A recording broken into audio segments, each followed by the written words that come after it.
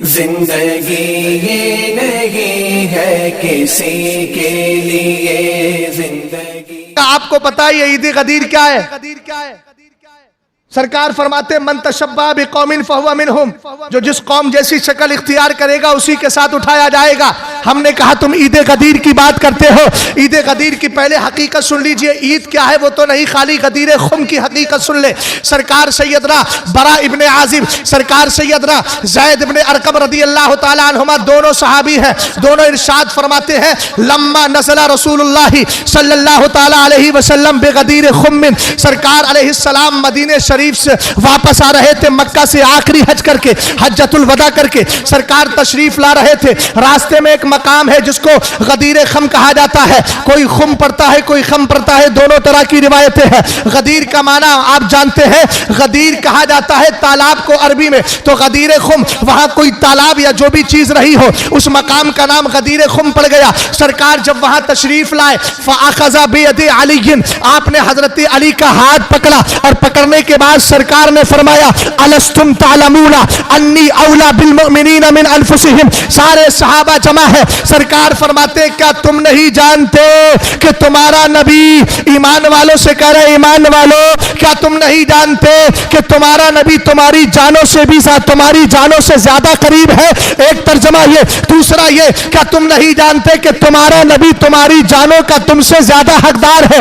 एक बार मेरे नबी ने पूछा, फिर सरकार अलैहिस्सलाम के सहाबा ने कहा बला, क्यों नहीं मेरे आका, आप हमारी जानों के हमसे ज्यादा हकदार है। जिसको सरकार ताजुश्शरिया कहते हैं। जिंदगी ये नहीं है किसी के लिए, जिंदगी है नबी की, नबी के लिए। ना समझ मरते हैं जिंदगी के लिए, जिंदगी तो बनी है नबी के लिए। सरकार ने फिर इरशाद फरमाया अलस्तुम तालमूना अन्नी औला बिकुल्लि मोमिनिन अन नफ्सिही, ये बताओ क्या मैं हर ईमान वाले की जान का उससे ज्यादा हकदार नहीं हूं। सारे सहाबा ने एक सवाल होकर कहा क्यों नहीं मेरे मुस्तफा, हमारी जाने आपके लिए है, हमारा माल आपके लिए है। हम कहते हैं ज़बाने हाल से यही बोली बोली जो बरेली का मुफ्ती आजम बोलता है, कहता ये एक जान क्या है, अगर हो करोड़ों तेरे नाम पे सबको वारा करूं मैं।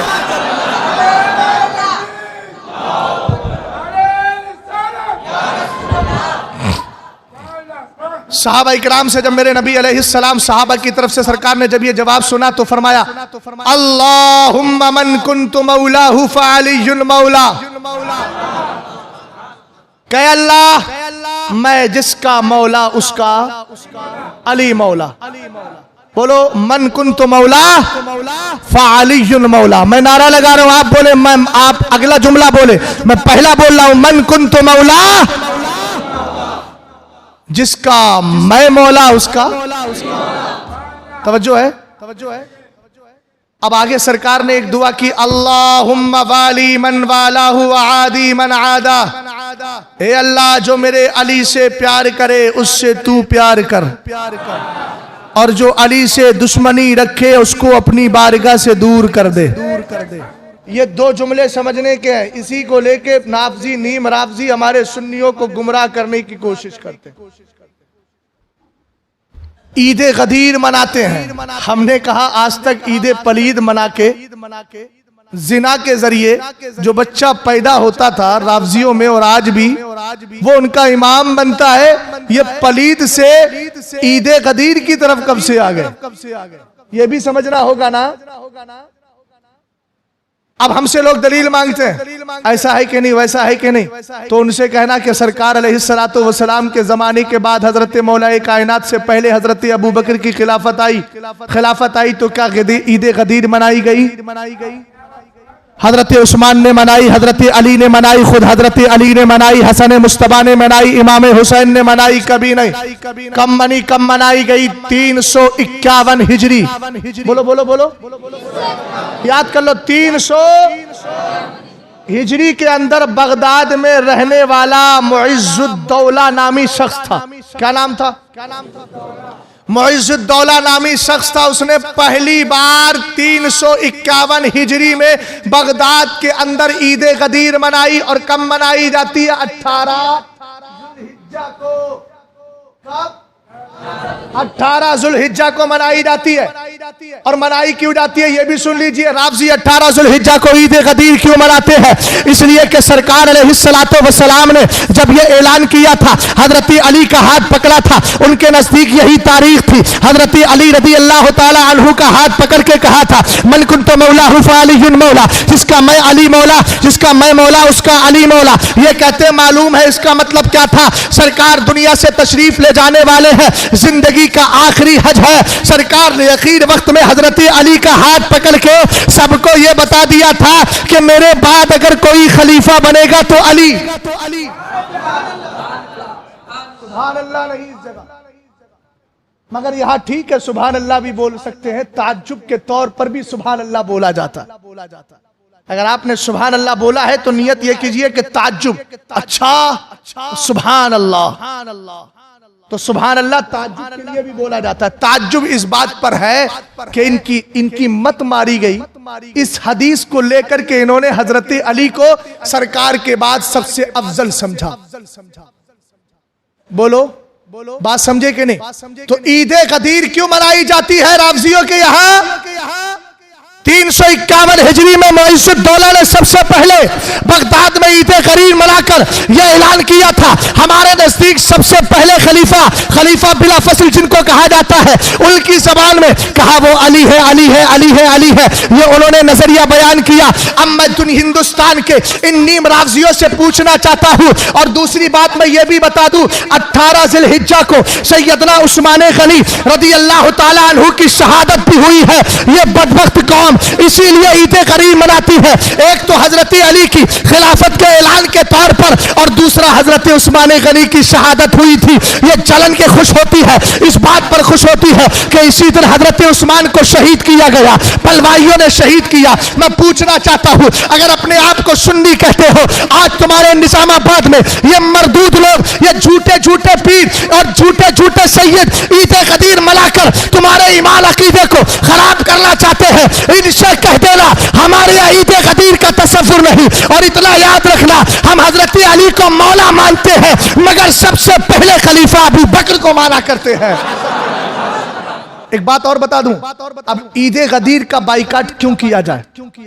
सरकार ने किसी की मुशाबहत को पसंद, सरकार ने फरमाया, यहूदियों को देखा अमामा बांधते थे बगैर टोपी के, नबी ने फरमाया टोपी के साथ बांधो ताकि यहूदियों जैसे ना हो जाओ।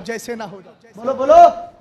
सरकार जब मदीना शरीफ पहुंचे तो मेरे नबी ने फवजदल यहूदा यसुमूना यौमा आशूरा, सरकार ने देखा कि यहूदी आशूरा के दिन का रोजा रखते हैं। मेरे नबी ने फरमाया क्यों रखते हो?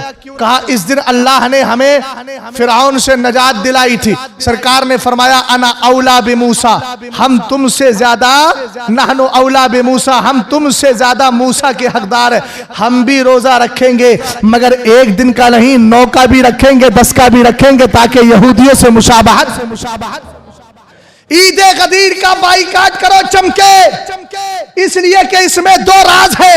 एक तो हजरत अली की खिलाफत को अव्वल साबित करना है, हजरत अबू बकर सिद्दीक अकबर को। अरे आप मानते हैं पहला खलीफा अबू बकर सिद्दीक अकबर है, और ये कह रहे हजरत अली है। जब आपके नजदीक अबू बकर पहले खलीफा है तो मतलब यह हुआ अल-आयाज़ु बिल्लाह कि अबू बकर जबरदस्ती खलीफा बन गए हैं, अबू बकर ने खिलाफत को छीन लिया है। और आप जानते हैं हजरत अबू बकर सिद्दीक अकबर की खिलाफत का मुनकिर कौन है? उठाइए फिक्की किताबें, आला हजरत ने रद्दुल रफ्सा में एक हुक्म शरा बयान किया, फरमाया मिनर रवाफिजी मन अनकरा मिनर रवाफिजी मन फद्दला अलीजन अला सलासा फहुवा मुब्तदे व इन अनकरा खिलाफत सिद्दीकी औ उमर फहुवा काफिर। फरमाया सुनो, अगर कोई राफजियों में ऐसा है जो हजरत अली को अबू बकर उमर और उस्मान पर फजीलत देता है तो वो बिदअती और गुमराह है, और अगर कोई अबू बकर और उमर की खिलाफत का इनकार करता है तो वह काफिर है।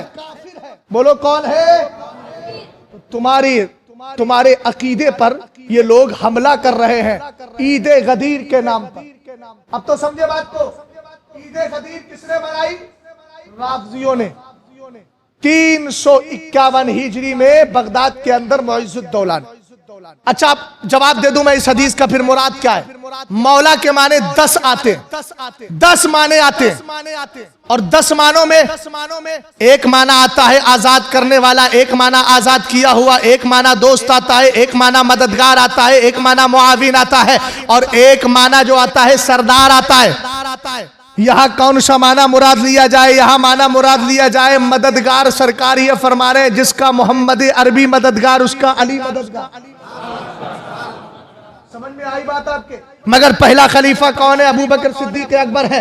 अब मैं आपको जवाब दे रहा हूं हदीस की रोशनी में। अगर कोई ये कहे कि हजरत अबू बकर सिद्दीक अकबर से भी अफजल अली है, अल-आयाज़ु बिल्लाह, अगर इस तरह का नजरिया रखे और कहे कि वो अफजल है, और दलील ये है सरकार ने फरमाया मन कुन्तु मौलाहु फअलियुन मौला, तो उससे कहना जरा ये बता अगर अली कुछ बोले तो अली की बात मानेगा कि नहीं मानेगा? तो वो कहेगा हाँ, तो कहना उठा हजरत मोहम्मद इब्ने हनफिया की हदीस जिसको इमाम बुखारी ने रिवायत किया। मोहम्मद इब्ने हनफिया कौन है? हजरत अली के बेटे हैं, हुसैन पाक के भाई है। ये अलग बात है कि दोनों की माएं अलग थी मगर बाप मौलाए कायनात थे।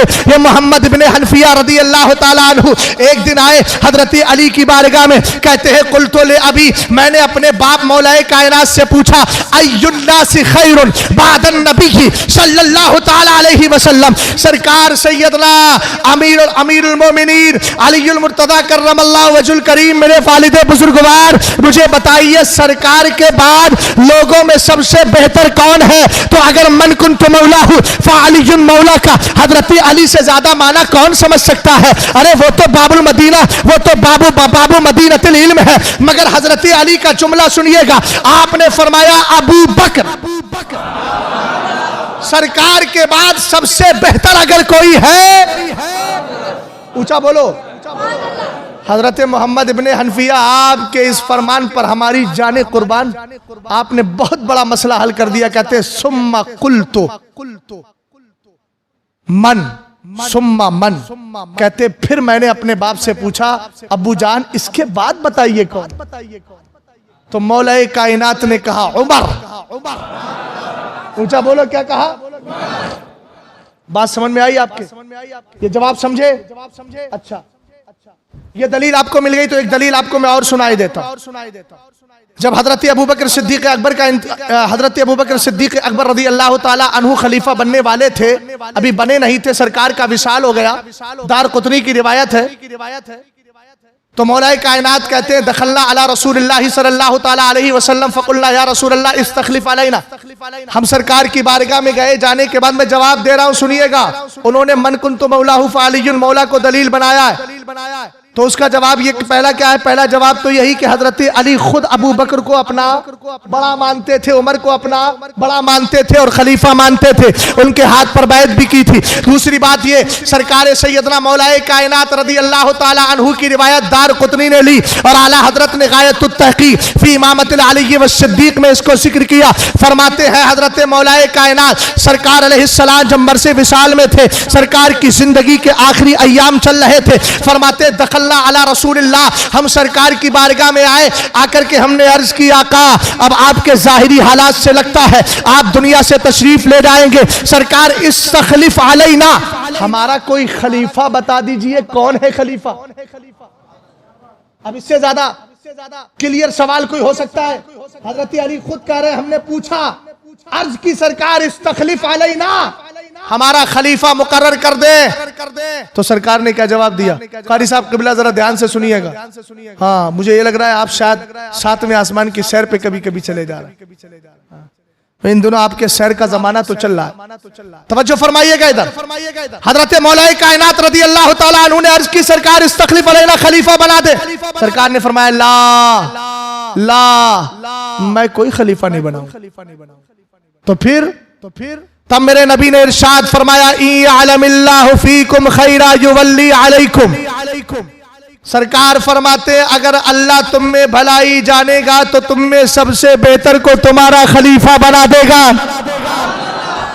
अब यहाँ सरकार के जुमले मुकम्मल हुए। हजरत अली से सरकार ने कहा, अगर अल्लाह तुम में भलाई जानेगा या अल्लाह तुम में बेहतर को जानेगा तो उसको तुम भलाई जानेगा तो तुम में जो सबसे बेहतर है उसको तुम्हारा खलीफा बना देगा, उसको तुम्हारा खलीफा मुकर्रर कर देगा। हमने कहा, हजरत अली आपका स्टेटमेंट का क्या है, आपका नजरिया क्या है?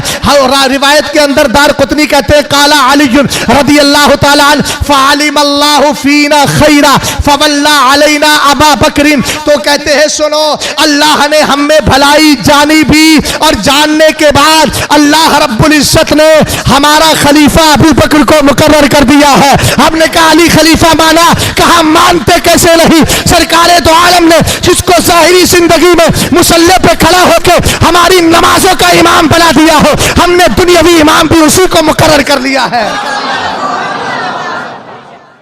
बात समझे? अरे बात समझे कि नहीं?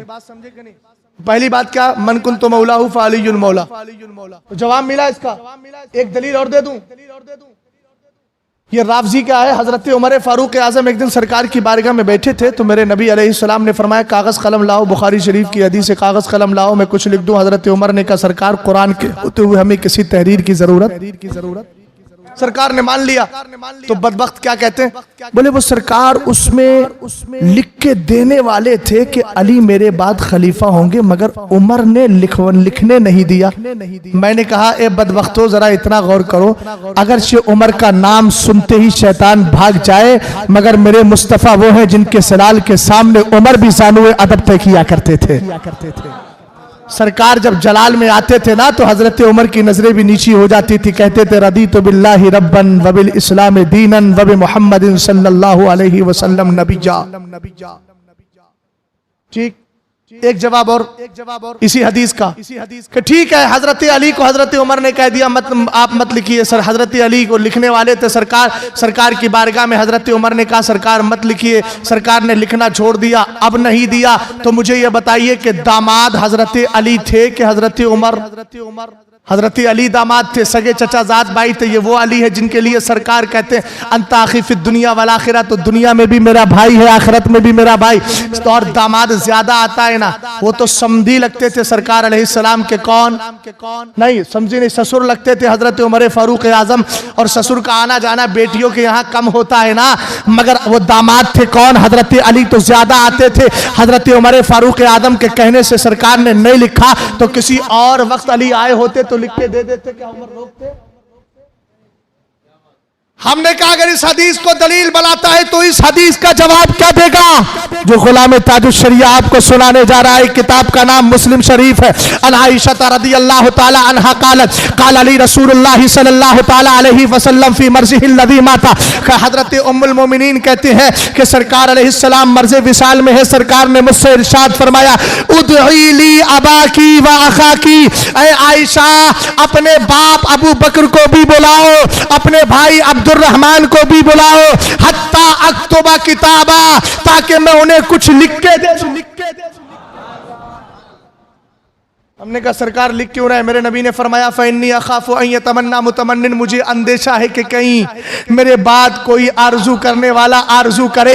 व यक़ूलु क़ाइल, और कोई कहने वाला ये कह दे, अना औला अना औला अना औला, मैं सबसे बेहतर हूँ, मैं सबसे बेहतर हूँ, मैं सबसे बेहतर हूँ। हमने कहा, सरकार बेहतर है कौन? तो सरकार ने फरमाया, वयाबल्लाहु वल मोमिनूना इल्ला अबा बकर। कहा, कसम खुदा की, अल्लाह रब्बुल इज्जत नहीं मानेगा, ईमान वाले नहीं मानेंगे। अगर मानेंगे तो अबू बकर सिद्दीक अकबर को मानेंगे। तो पता चल गया, अगर सरकार ने नाम की सराहत नहीं की है, मगर ये अल्फाज दिखाकर सरकार ने ये बता दिया है, जिसको मुसल्ला इमामत पे मैं खड़ा करूं, जिसके कांधों पर मैं सवार हूं, जिसको यारे गार बनाऊं, जो गारे सौर के अंदर मेरे साथ जाए, और जिसके लिए मैं लिख कर देना चाहूं, जिसके लिए मैं ये कहूं कि खुदा और ईमान वाले अगर मानेंगे तो अबू बकर को मानेंगे। मेरे उम्मतियों, इशारा समझ जाना, मेरी मंशा भी यही है कि मेरे बाद खिलाफत का बोझ वही उठाएगा जिसने मेरी ज़ाहिरी जिंदगी में नबुव्वत का बोझ उठा लिया है। सरकार अलैहिस्सलाम को कांधों पे उठाया था ना हजरत अबू बकर ने, तो नबुव्वत का बोझ उठाया, बादे विसाल खिलाफत का बोझ उठा लिया।